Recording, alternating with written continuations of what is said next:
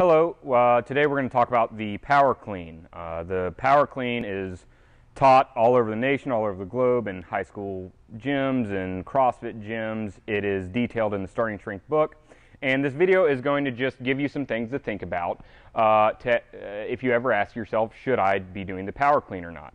So, first of all, the power clean is not really a strength movement. It's not a strength movement because the weight used in the power clean is too light for it to actually cause enough stress to get you stronger, unless you are really efficient at it.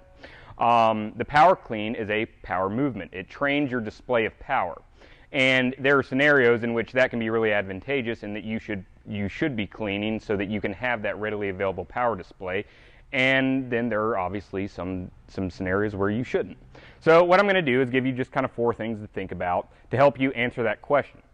The first is, if you are a competitive athlete in a strength-based sport, such as football, baseball, soccer, lacrosse, hockey, and so on, the clean can be a valuable movement for you to perform because, again, power is extremely crucial in these sports, especially if you plan on excelling at them past the high school level.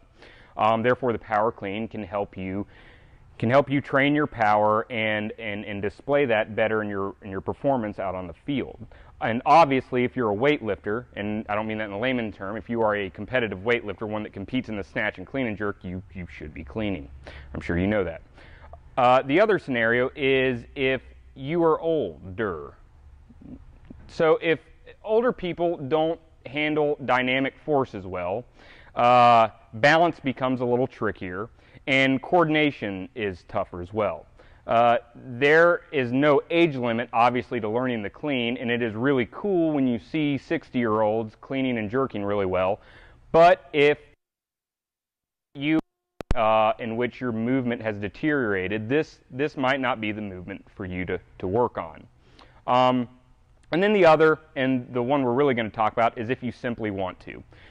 If you want to clean, this means that you'll have to either teach yourself or hire a coach to do so.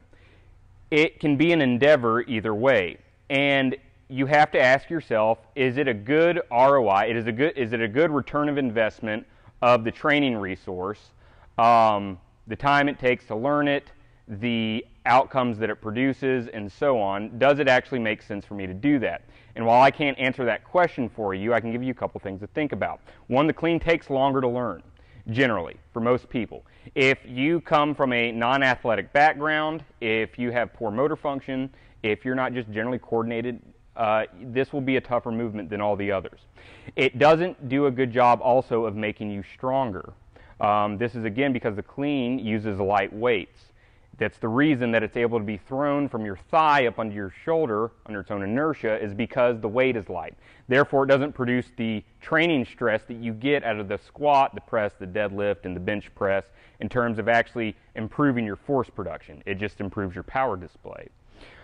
So if you factor in all that, you might come up with a better, more clear answer of if you should power clean or not. They can be fun things to do. I personally do them.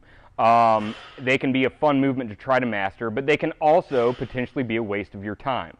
The answer to that question is up to you. But hopefully these things I've discussed give you a little something to think about and give you some clarity if you should actually be power cleaning or not. Thanks for watching. And again, if you have any questions on the power clean, how to do it, how we coach it, and so on, please just let us know, and we'll try to get the video out to you as soon as possible. Thanks again.